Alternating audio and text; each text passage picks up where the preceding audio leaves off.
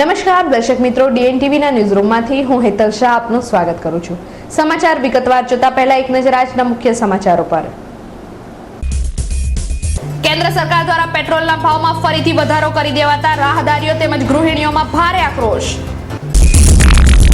છાણી એકતાનગર પાસે આવેલી એક સોસાયટીના મકાનને નિશાન બનાવી તસ્કરો લાખોના મુદ્દામાલ પર હાથ ફેરો કરી પલાયન થઈ જતા પોલીસ બેડામાં મચી દોડધામ। આજ રોજ યોજાયેલી બરોડા ડેરીની વાર્ષિક સામાન્ય સભા બની રણભૂમિ, સત્તાધીશો અને વિપક્ષો આમને સામને। હવે જોઈએ સમાચાર વિગતવાર। પેટ્રોલના ભાવમાં કેન્દ્ર સરકાર દ્વારા વધારો કરી દેવામાં આવતા ગૃહિણીઓમાં ભારોભાર આક્રોશ જોવા મળી રહ્યો છે। સરકારી ઓઇલ કંપનીઓ દ્વારા પેટ્રોલના ભાવમાં લીટર દીઠ ₹1.82નો વધારો કરવામાં આવ્યો છે। સ્થાનિક કરવેરા ઉમેરતા અમદાવાદમાં પેટ્રોલના ભાવમાં અસરકારક વધારો ₹2.28 જેટલો રહેશે। નવા ભાવ મધરાતથી જ અમલી બન્યા છે। છેલ્લા એક મહિનામાં પેટ્રોલના ભાવમાં ત્રીજી વખત વધારો કરવામાં આવ્યો છે। આમ પેટ્રોલ એક મહિનામાં ₹4.22 જેટલું મોંઘું થયું છે। ડોલર સામે રૂપિયો ગગડતા પેટ્રોલની આયાત પડતર મોંઘી બની છે અને ઓઇલ કંપનીઓએ ભાવમાં વધારો કરવાની ફરજ પડી છે। ડીઝલના ભાવમાં વધારો કરવાનો નિર્ણય આવતા અઠવાડિયે લેવામાં આવશે તેમ આધારભૂત સૂત્રો તરફથી જાણવા મળ્યું છે। તો બીજી તરફ પેટ્રોલમાં થયેલ ભાવ વધારાને પગલે જીવન જરૂરિયાતની ચીજવસ્તુઓ પણ મોંઘી થશે, જેના પગલે ગૃહિણીઓનું માસિક બજેટ ખોરવાઈ જશે, જેના કારણે ગૃહિણીઓમાં પેટ્રોલના ભાવ વધારા સામે ભારે નારાજગી જોવા મળી રહી છે।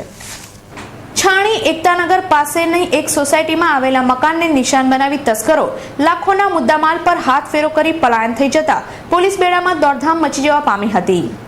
પોલીસ તંત્રની નિષ્ક્રિયતાને પગલે તસ્કરો બેફામ બની ગયા છે। છાણી વિસ્તારમાં આવેલ એકતાનગર પાસેની શિવમ સોસાયટીના B49 નંબરના મકાનમાં રહેતા ભદ્રેશભાઈ પંડ્યા ગત રાત્રે તેમના મકાનના ઉપરના માળે સૂતા હતા। દરમિયાન તસ્કરોએ રસોડાના દરવાજાનું તાળું તોડી ઘરમાં પ્રવેશ્યા હતા અને ઘરમાં તિજોરીમાંથી રોકડા અને સોનાના દાગીના મળી કુલ ₹1,50,000ની કિંમતના મુદ્દામાલની ચોરી કરી પલાયન થઈ ગયા હતા। તસ્કરોએ ચાંદીના વાસણોની ચોરી ન કરતા શંકાના વાદળો ઘેરાયા હતા। બનાવની જાણ થતાં જ ફતેગંજ પોલીસ મથકનો કાફલો ફિંગરપ્રિન્ટની ટીમ સાથે ઘટના સ્થળે પહોંચી ગયો હતો અને ચોરીનો ગુનો નોંધી વધુ તપાસ હાથ ધરી છે। આજ રોજ યોજાયેલી બરોડા ડેરીની વાર્ષિક સામાન્ય સભા ખૂબ જ આક્રમક રહી હતી।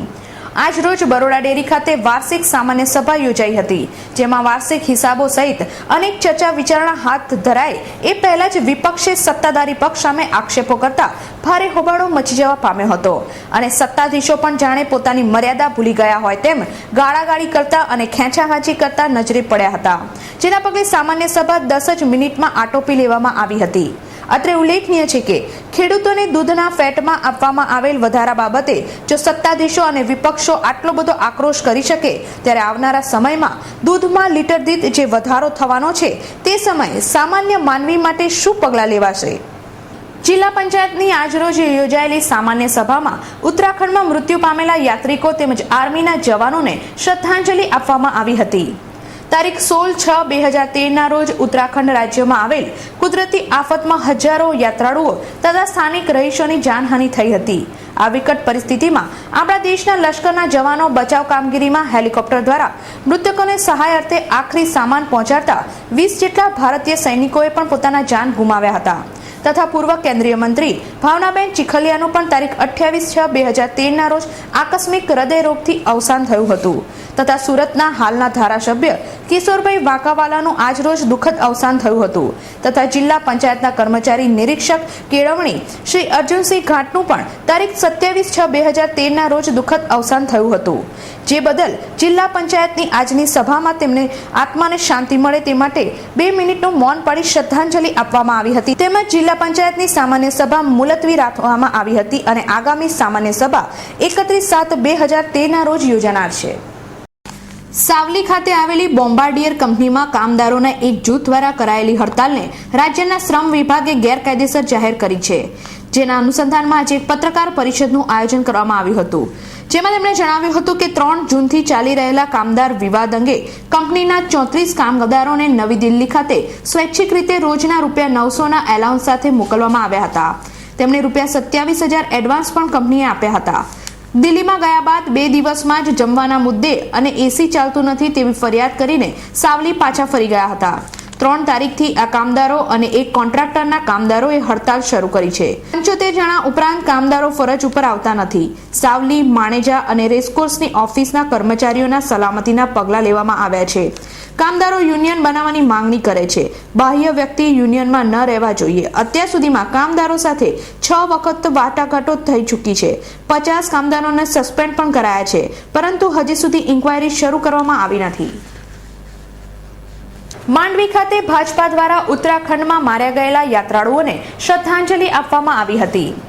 ઉત્તરાખંડમાં કુદરતી હોનારતના પગલે દેશભરમાંથી 3000થી વધુ યાત્રિકો માર્યા ગયા હોવાની આશંકા સેવાઈ રહી છે. ત્યારે માર્યા ગયેલા તમામ યાત્રાળુઓને માંડવી ખાતે ભાજપા દ્વારા તેમની આત્માની શાંતિ માટે શ્રદ્ધાંજલિનો કાર્યક્રમ યોજવામાં આવ્યો હતો, જેમાં ભાજપાના અગ્રણીઓ સહિત મુસ્લિમ બિરાદરો પણ મોટી સંખ્યામાં ઉપસ્થિત રહ્યા હતા.